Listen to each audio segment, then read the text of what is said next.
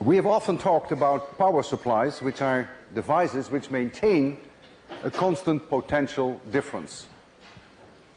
Here we have such a power supply, potential difference V, this be the plus side, and this be the minus side. I'm going to connect this. I have a resistor here, R, and as a result of this, a current will start to flow in this direction, this direction, this direction. So in the power supply, the current flows in this direction. Through the resistance, the current flows in this direction. In what direction is the electric field? The electric field always runs from plus to minus potential. So right here in this resistor, the electric field is in this direction, from plus to minus. But inside the supply, it must also go from plus to minus. And so inside the supply, the electric field is in the direction that opposes the current. So some kind of a pump mechanism must force the current to go inside the supply against the electric field. A boulder does not all by itself move up a hill. And so something is needed to push it. You remember with the Van de Graaff, we were spraying charge onto a belt. And then we rotated the belt, and the belt forces the charge into the dome. It had to overcome the repelling force of the dome. So work had to be done. So the energy must come from somewhere. And in the case of the Van de Graaff, it was clearly the motor that kept the belt running. In the case of the Wimhurst, it was I who turned the crank. So I did work. In the case of common batteries, the ones that you buy in the store, it is chemical energy that provides the energy. And I will discuss now with you and demonstrate a particular kind of chemical energy, which is one whereby we have a zinc and a copper plate in a solution. So we have here H2SO4, and we have here a zinc plate, and we have here a copper plate. This side will become positive, and this side will become negative. You will get a potential difference between these two plates. To understand that really takes quantum mechanics. This goes beyond this course. But the potential difference that you get is normally something around 1 volt. The secret really is not necessarily in the solution, because if you take two different conductors, and you touch them metal on metal, there will also be a potential difference. So let's look at this now in some more detail.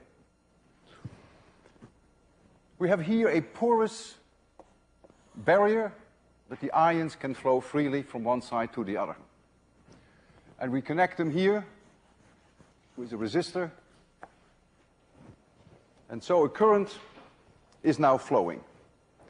A current is flowing in this direction through the resistor, from the plus side of the battery to the minus side. That means inside the battery the current is flowing like this. And the electric field here is in this direction, from plus to minus, but also inside the battery the electric field must be from plus to minus. So you see again, as we saw here, that the electric field is in the opposite direction of the current. You will have here SO4 minus ions, and you have copper plus ions in this solution, and here you have zinc plus, and you have SO4 minus. And as current starts to run, SO4 minus ions, which are now the current carrier inside this battery, is going from the right, they're going from the right to the left. Now why would SO4 minus ions travel through an electric field that opposes them, that opposes their motion? And they do that because in doing so, they engage in a chemical reaction which yields more energy than it cost to climb the electric hill. And while a current is flowing, while the SO4 minus is going from the right to the left, you get fewer SO4 minus ions here. This liquid here remains neutral, so copper plus must disappear. And it precipitates onto this copper bar. So it's like copper plating. On this side, you get an increase of SO4 minus. Therefore, you also must get an increase of zinc plus, because again, this liquid there remains neutral. And that means that some of the zinc is being dissolved. So you get an increase in the concentration of the zinc. So the charge carriers inside this battery, the SO4 minus ions, travel through this barrier and they go from here to here. So they travel through an electric field that opposes their motion. And this happens at the expense of chemical energy. Now when the copper solution becomes very dilute, because all the copper has been plated onto the copper, and when this becomes concentrated with zinc plus, then the battery stops. And now what you can do, you can run a current in the opposite direction. So you can run a current now in this direction. You can force a current to run with another external power supply. And now the chemical reactions will reverse. So now copper will go back into the solution. So it will dissolve. And now the zinc will be precipitated onto the zinc. And so now if you do this long enough, you can run the battery again the way it is here. A car battery is exactly this kind of battery, except that you have lead and lead oxide instead of zinc and copper. But you also have sulfuric acid, like you have here. And a nickel-cadmium battery is well known. You can charge that too. These are the ones that are readily available in the stores. You can run your flashlights with these nickel-cadmium batteries. The symbol for battery that we will be using in our circuits is this. This is the positive side, and this is the negative side. This is a symbol that symbolizes that we're dealing with a battery. So let this point be B, and let this point be A, and here we have a resistor R. So we have a current going. The current is going in this direction. The current I. This could be a light bulb, could be your laptop, could be a hairdryer, whatever. That's your supply. If this R is not there, that means that the resistance is infinitely large. That means that the current that is running is zero.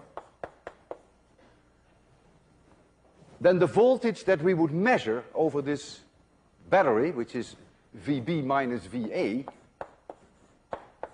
for which I will simply write down V of the battery, that voltage we call a curled E, which stands for EMF, which is electromotive force.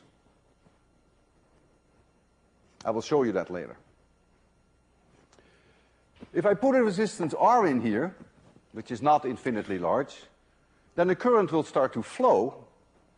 But now, we should never forget that between the points A and B, invisible to the human eye, there is always an internal resistance, which I call little r of I. And so if a current starts to flow, it goes not only through capital R, but it also goes through this little r. And so according to Ohm's law, the EMF is now I times the external resistance plus the internal one. The voltage that you would measure between point B and A is now going to change. That voltage, according to Ohm's law, is IR, and so it's also the EMF minus I times R of I. And you see it's a little lower than the EMF.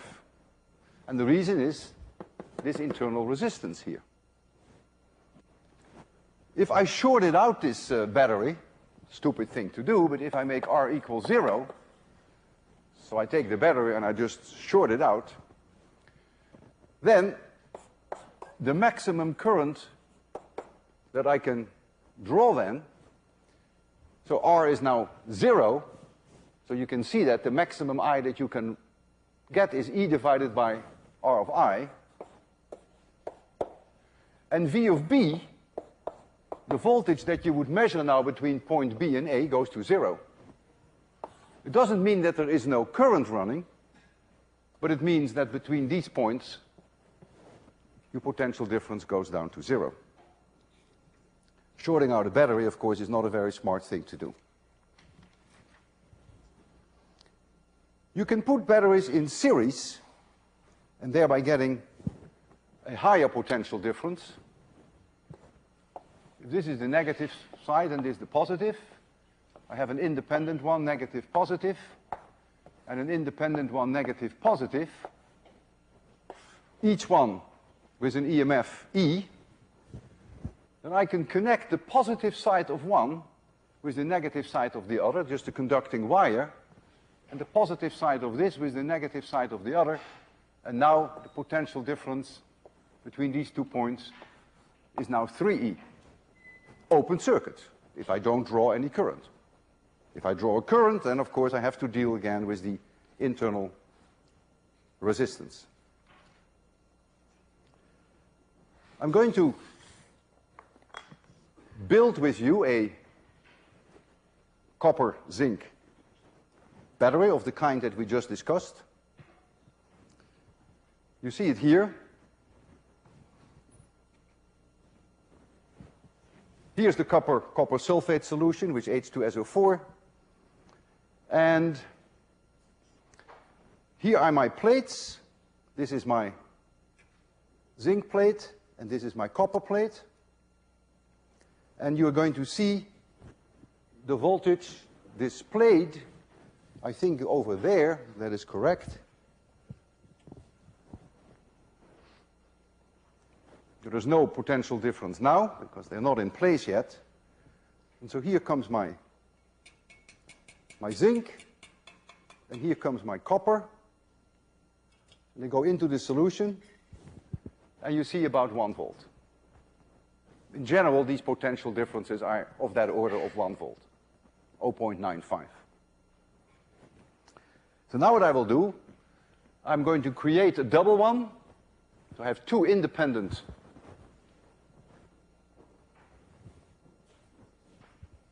batteries. I have here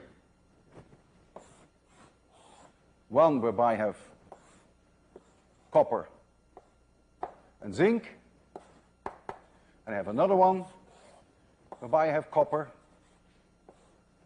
and zinc, and I'm going to connect this one, and you will see now that the EMF will double. If we're ready for that, this is my second one, is going to be completely independent. So here comes the other 2 plates. Make sure that I have the copper and the zinc not confused. There we go. And now you should see twice the potential, and you do see that. It's open circuit, there is no current running. Well, there is a minute little small current running through the voltmeter that you see, but that's so small that that can always be ignored. And you see you get double the EMF. Now what I will do, so I have now about 2 volts between these 2 plates, 2 batteries in series. I now have a little light bulb here, and I'm going to turn on the light bulb. And now what you will see is that the voltage that you measure right here, that's all you can do. You can only measure the voltage at the plates of the battery. That now this voltage will drop because of the internal resistance of the battery. In addition, you will see some light, but that's really not my objective. For those of you who are sitting close, you can see this light bulb is going to be lit. So I do this now. I can see the light bulb, a little bit of light, and notice that the voltage goes down. And so this value that you measure now, V of B, is now lower than the 1.9 volts because of this term. You lose inside the battery through the internal resistance. You lose there potential difference. All right? So let's take this out because this produces a lot of smelly fumes.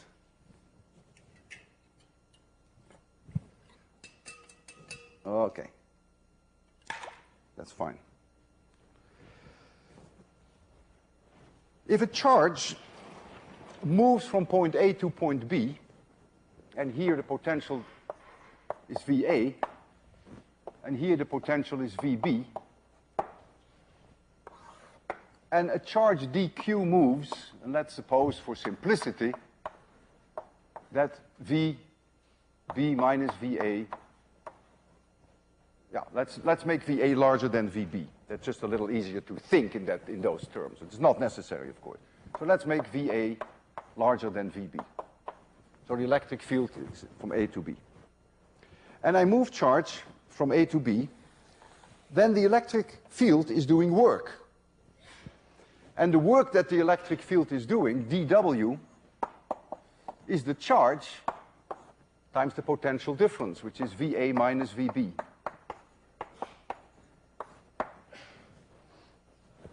This work can be positive if the charge is positive, can be negative if the charge is negative, because we have assumed that this is positive in this case. I can now do something that you shouldn't tell your math teachers, but physicists do it all the time. We divide by dt. And now we say, aha, what we have on the left side is now work per unit time. That's power, joules per second. So this now is power. dq dt is current. How many coulombs per second flow? So this is current, I. And the potential difference I simply use that symbol V. So you see now here that the power delivered by a power supply is the current that it produces times the potential difference. And this is independent of Ohm's law. This always holds.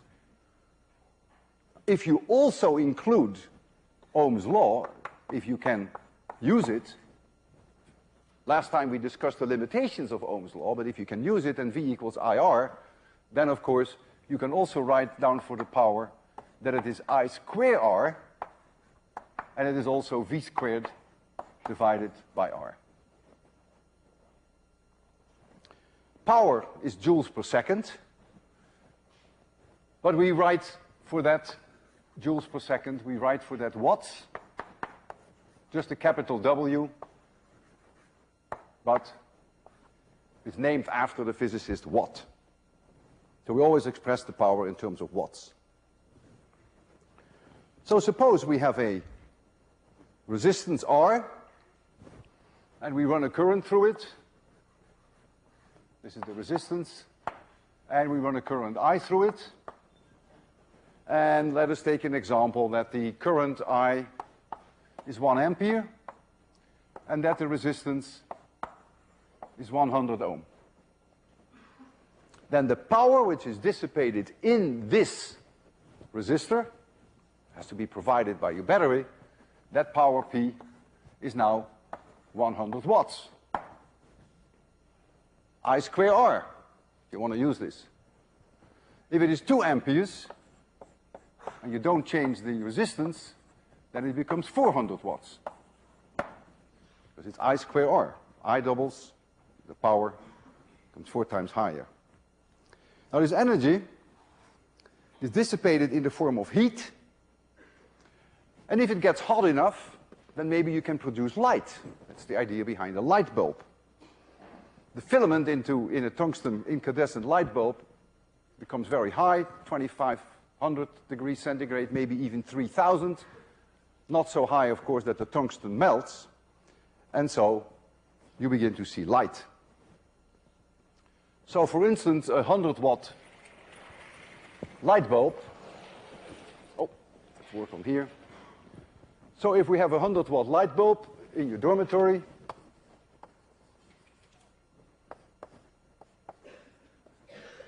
and the voltage is 110 volts, you just plug it into the wall, then the current that will run is about 0.9 amperes.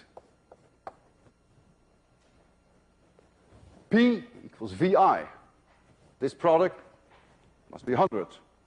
And then the resistance that you have is about 120 ohms. V equals IR. So even though it's quite hot, a light bulb, the amount of light that it produces is in general not more than 20% of this power. It's not a very efficient thing in the incandescent light bulb. A fluorescent tube is much better. So if you have a 40-watt fluorescent tube, you get much more light than you get out of a 40-watt incandescent bulb.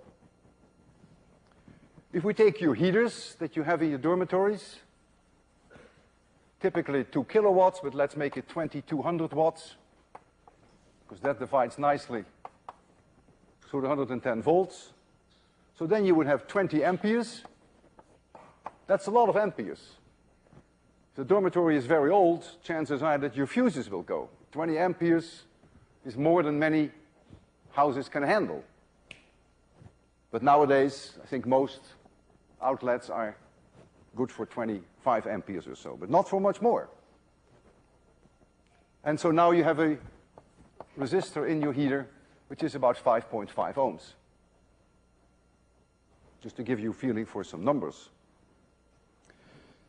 Now you want heat out of your heater and you want light out of your light bulb. So you want to keep the temperature of your heater modest, not so high that you get a lot of light. If you make it 2000 or 2500 degrees, then you would get a lot of light out of your heater. And so suppose that half of that power would come out in terms of light, and you turn on your heater at night, would be like having a 1000-watt light bulb in your dormitory. You don't want that. So how do you do? What do you do now? Well, you simply keep the temperature about maybe 1000 degrees centigrade. It gets a little red hot. Very little light is produced. And how do you keep the temperature low? Well, you could cool it with air. Some of these heaters have fans that cool them. Or you just make the resistance, you do both, very large, huge surface area of the resistance, not small, but large. And so now they have a large surface area so they can radiate their heat, and so the temperature remains low. So if you look at your things that you have at home, you have light bulbs, 40 to 200 watts, your toaster, maybe 300 watts, your cooking plates and your heaters, something like 2 kilowatts, your TV, a few hundred watts, your electric toothbrush, probably only 4 watts, very modest. Your own body produces about 100 watts heat. Of course, that's energy. You have a very large surface area, so you don't get nearly as hot as a 100-watt light bulb, because your surface area is large. And so you only have a modest 98 degrees Fahrenheit, unless you're running a fever. So you don't produce any light, because you're not hot enough for that. So you produce infrared radiation. That's very noticeable. You hold someone in your arms, the good feeling is you feel the body heat. That's the infrared radiation. That radiates at about 100 joules per second, 100 watts. An electric blanket is only 50 watts. So a partner is about twice as effective as an electric blanket. Maybe also more fun.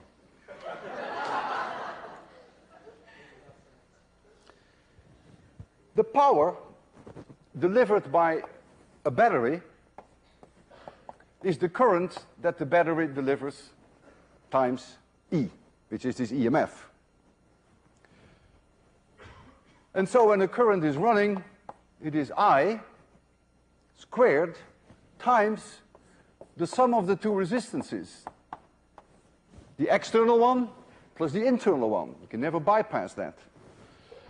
The heat that is produced in the external one is I square capital R, but the heat that is produced inside the battery is I square little r. You can't avoid that. And so if you make R 0 by shorting out the battery, then you get a current which is the maximum current that you can get, which is the EMF divided by R of I.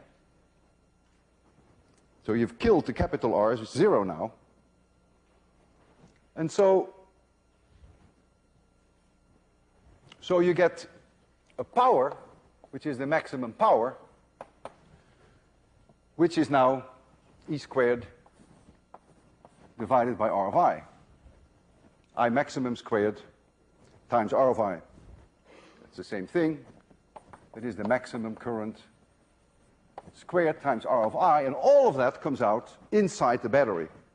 Nothing comes out outside it. If you have a 9-volt Duracell battery, the ones that we're also familiar with, so then E is about 9 volts, the EMF. The internal resistance of such a battery is about 2 ohms. And so the maximum current that you can ever get out of a Duracell battery would be about 4.5 amperes. That is I max. Would be about 4.5 amperes. And so P max would be about 40 watts. So if you take a 9-volt battery and you short it out, then the battery should get warm. Because all that heat, all that 40 watt is generated inside your battery. The value for V of B that you measured would go down to 0 if you really could short it out with a resistor which has 0 resistance. Now it's of course a pretty stupid thing to do to short out a battery, but it's not dangerous. 40 watts, thing gets a little warm, big deal. So let's do it. So I have here the voltage that you can see that we measure, a 9-volt Duracell battery. I have the battery here. And you can read it here. I hope the decimal point is in there, but it's about 9.6 volts. And now I'm going to do something stupid, but again, it's not dangerous. I'm going to take my car keys and I'm going to short out the battery. So simply connect point A with point B. And so the voltage that you're going to see is going to maybe not go to 0 exactly, because my key may not have 0 resistance, but it goes very low. And what you cannot experience is something that I can, that this battery will get hot. This 40 watts will be generated inside here. It is possible, though, that when the battery gets hot, that the internal resistance may even go up a little, because remember that resistance goes up when temperature goes up, in which case the power will go down, so it may not be the full 40 watts. But I can assure you that I can feel this thing getting warm. So let me short it out now. I'm doing this now. And you read the voltage. I can see it 2 here. Oh, it is always not so easy with a key to do that. Here, it's very low. Hey, but look at that. It's about 1/10 of a volt. And I feel this thing getting hot. It's really warming up now. And so I'm ruining this battery. Which is a terrible thing to do. Batteries don't like that. But when I take off the external resistance, some of that may come back. It may not be permanently damaged. So you see it's already 8.5 volts. So there's no way that you can start a car with a 9-volt Duracell battery, because you just can't get the current that you need for your starter engine. Your starter motor needs a few hundred amperes. If you take a car battery, that's about 12 volts. It has a very low internal resistance of about 1/50th of an ohm. So that means that the maximum current that you can draw, if you would short circuit it, would be something like 600 amperes. And so the maximum power, if you were so stupid to short circuit it, that would all be generated inside the battery, would be something like 7 kilowatts. If you ever work on your car, make sure that you never drop accidentally the wrench that you're using onto the battery. Because if you did, then inside the battery, about 6 kilowatts, 7,000 joules per second, are going to be produced in terms of heat. And the sulfuric acid is going to boil. The case may melt, and that's no good. Not only is that stupid, but it's also very dangerous. So let's do it. I have here this battery, and I have here the wrench, just in case. I'm going to short out that battery, and as I do that, you will clearly see that the battery doesn't like it. I will be very careful not to hold on this wrench too long, because it would weld onto it, actually. It can weld onto it and stay there. The current is so high, it can go up to 600 amperes that it can weld onto it, and then you can't get it off anymore. In case that happens, I will walk out of here.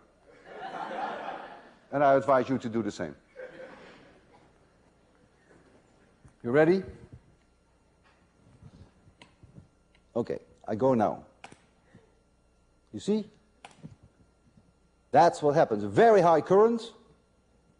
And when you do this too often to batteries, they're not going to live very long. They don't like it. But I wasn't joking when I said when you work on the car that you should avoid this, because I have seen it happen that wrench is actually welded onto the terminals. Your electric company charges you for energy. They don't care about the power, how many joules you use per second, but they care about how much energy you're using. So they would charge you then for joules, you think. That's energy. However, if you look at your bill, you're being charged for kilowatt hours. Well, a kilo is 1,000, and an hour is 3,600 seconds. So the units of energy for which they charge you is this in joules. 2,000 watt cooking plate you run for 2 hours, that is 4 kilowatt hours. They will probably charge you 10 cents per kilowatt hour. For that same amount of money, you could run your 100 watt light bulb for 40 hours. Again, that would be the same 4 kilowatt hours. Or you could brush your teeth with your electric toothbrush for about 1,000 hours.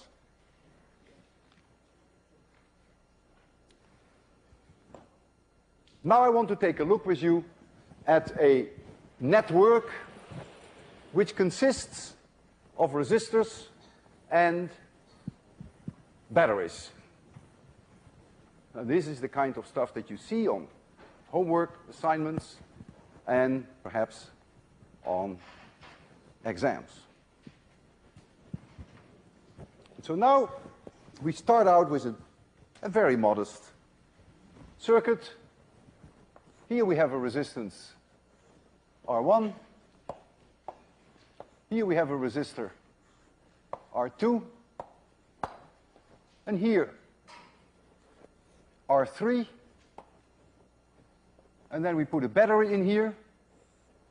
And we put the plus side, say, on the left. This is the plus side, the minus side. And let the potential difference of this one be V2.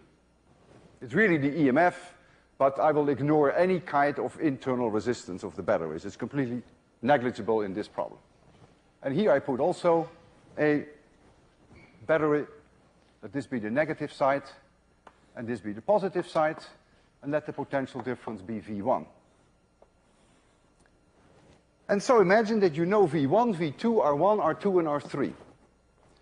But what I'm going to ask you is, what is I1, what is I2, and what is I3? I want the magnitude, and I want the direction. When you look at this, it's by no means obvious that the current in this resistor will be to the right or to the left. It's by no means obvious. It depends on the values of V1 and V2 and on the resistances. The basic idea behind solving these problems are in what we call Kirchhoff's rules. Kirchhoff's first rule is that the closed loop integral over a closed loop of E dot dl is 0. We've seen that before. I don't know why Kirchhoff gets the credit for this. This always is the case when we're dealing with conservative fields. When you start at a particular point, you go around E dot dl, you're back at the same potential where you were before, so this must be 0, as long as you deal with conservative fields. So that's his first rule. And you can do this closed loop anywhere. You can even do it here. It'll still be 0. You can do it here.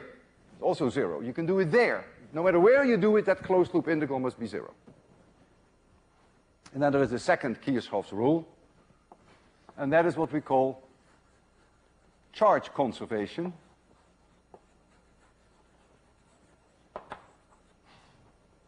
If it is a steady state situation, then independent of which junction you go to, the current that flows in must flow out.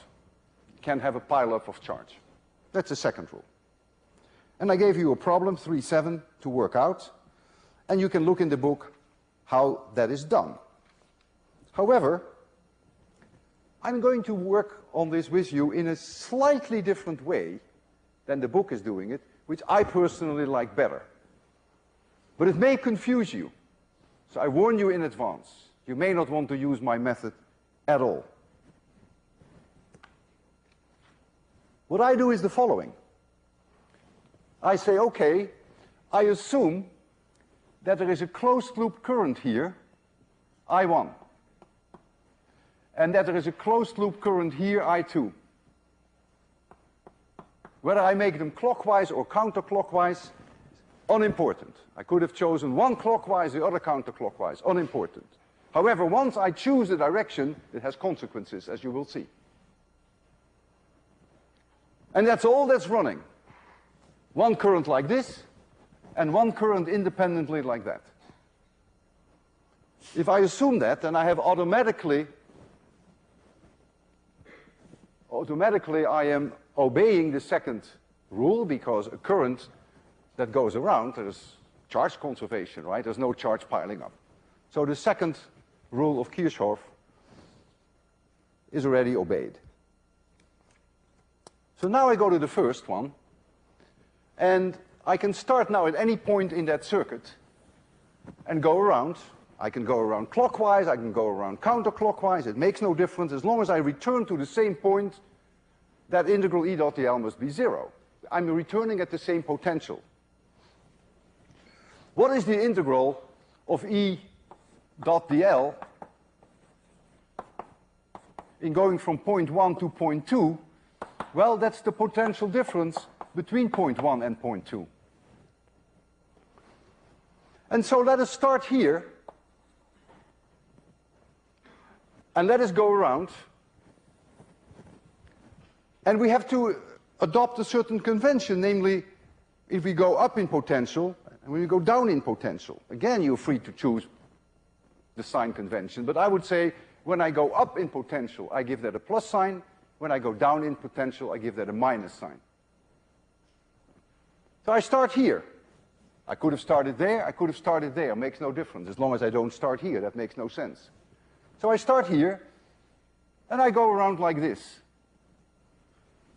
So right here, I go down in potential, V1. So I get minus V1.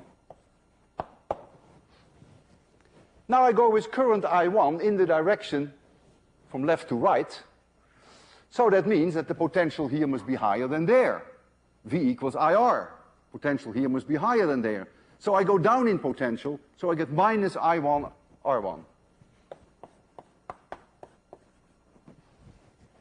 Now I go through R3. This current I1 is going down, so this has a higher potential than here, so I go down in potential, so I get minus I1 times R3. But I have independently a current I2 which is now coming towards me when I go down. And so if it comes towards me, that current would give me an increase in potential. This would have to have a higher potential than this for this current to do this. So now I climb up the potential hill, so I get now plus I2 times R3. And we're... Uh-oh, look what I did. I wrote down I1R. There is no capital R in the whole problem. I clearly meant I1R1. So read minus I1R1. Sorry for that. No. I'm back where I was, because these wires have no resistance. And so I'm back where I am, so this is 0. One equation with two unknowns, I1 and I2. So now let's go around this one. We can go clockwise, we can go counterclockwise, makes no difference. Let's start here, and I go in this direction once around. So now I go through R3, and this current I2 is running in this direction, so I go down in potential. So I get minus I2 times R3. But current I1 is coming towards me. If I go in this direction, I1 is coming towards me, so I climb up the potential hill. So I get plus I1 times R3. Now I go through R3 in this direction. Current I2 is also in this direction, and so this must have a higher potential than this. So I go downhill in potential, so I have minus I2 times R2. I come down here, here's a battery, and it goes up in potential, so I get plus V2. And that's 0. Two equations with two unknowns. I can solve for I1, and I can solve for I2. So I1 and I2 pop out. Let us assume that I1 is positive. I find a positive value. It means it's really in this direction. Let's suppose that I1 is negative. I find minus 3 amperes. Well, it means that I1 is in this direction. Big deal. And so the whole operation is sign sensitive. And the same is true here. If I2 is positive, it means it's in this direction.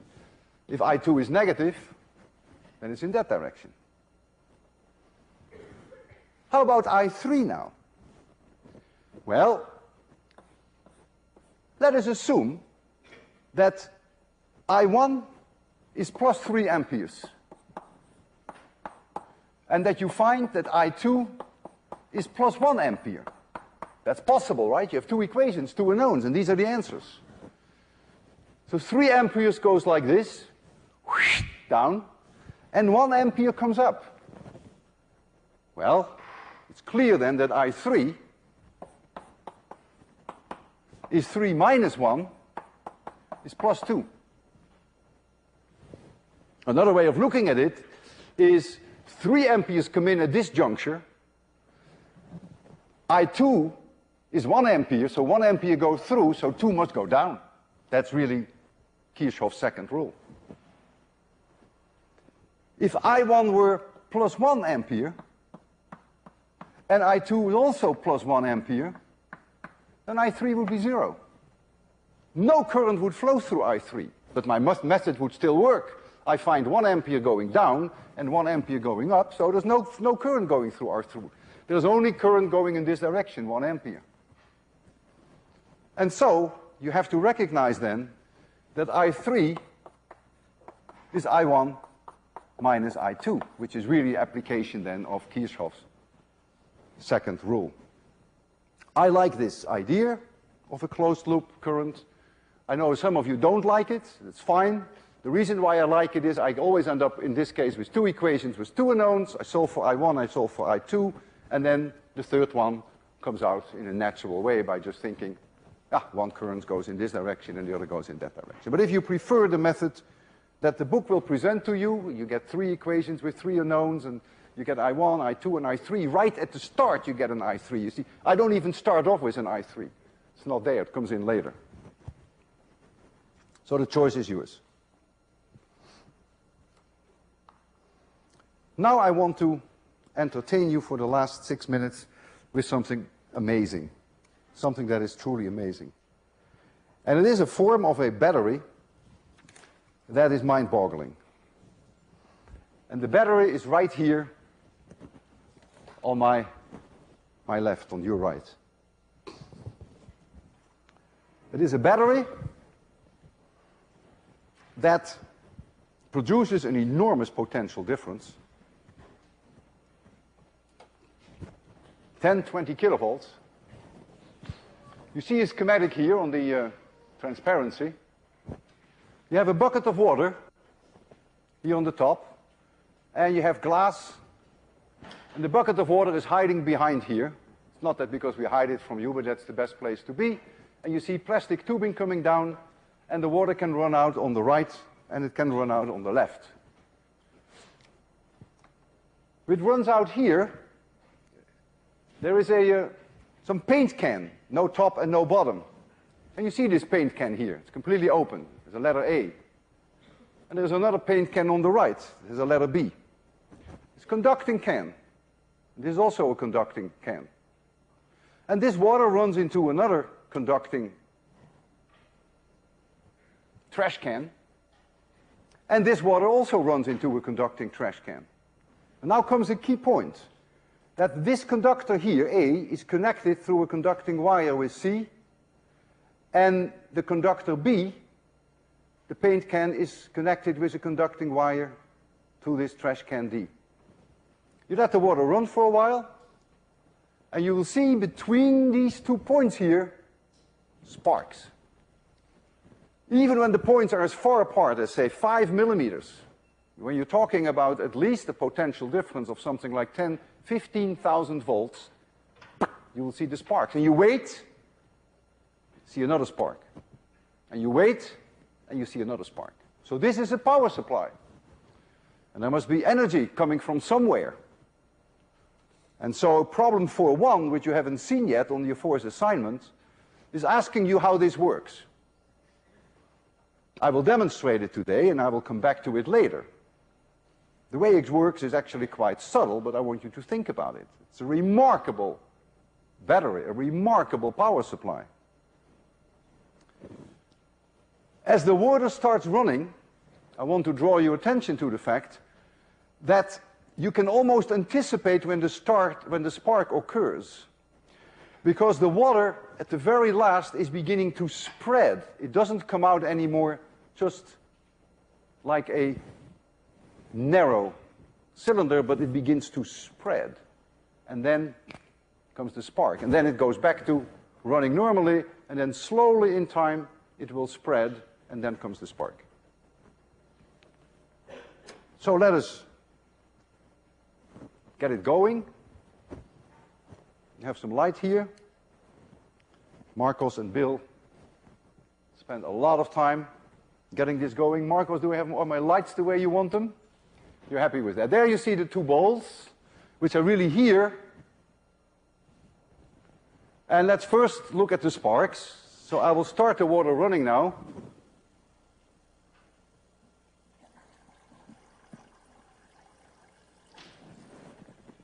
Let's just be patient a little bit. And let's see where we see in spark. Did you see one? Did you see the spark? Oh, you were not looking. Man, you're paying for this. Look at the 2 balls. Give it some time again. Have to charge up. I can already anticipate it's coming up. It's coming up. Yeah! Did you see it? 10, 15,000 volts. Let's give it a little bit more time, and then we'll take a look at the water flow, which I can see. I'm close. But we can make you see the water flow. Look again. It's coming up. Did you see it? I could see it coming up. I can make you listen by having my microphone near the water, and you can hear this water running. Familiar sound to all of us. And now the sound changes. You hear change, and there's a spark. Once more.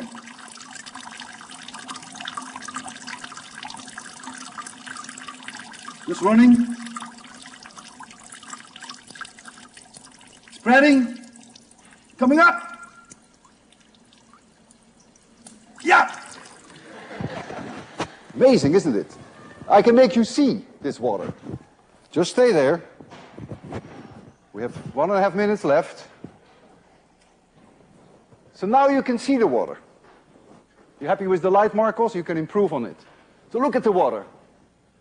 It was just spreading already. You can't see the spark and the water at the same time. So the water is running now normally. It's going to spread slowly. I will tell you when I see the spark here, but it's already, I can almost predict when it happens. The water is spreading now. Coming up shortly. Yeah, I saw the spark. And you immediately see the water go like this. I want you to think about it and explain this. This is one of the most remarkable things I've ever seen in my life.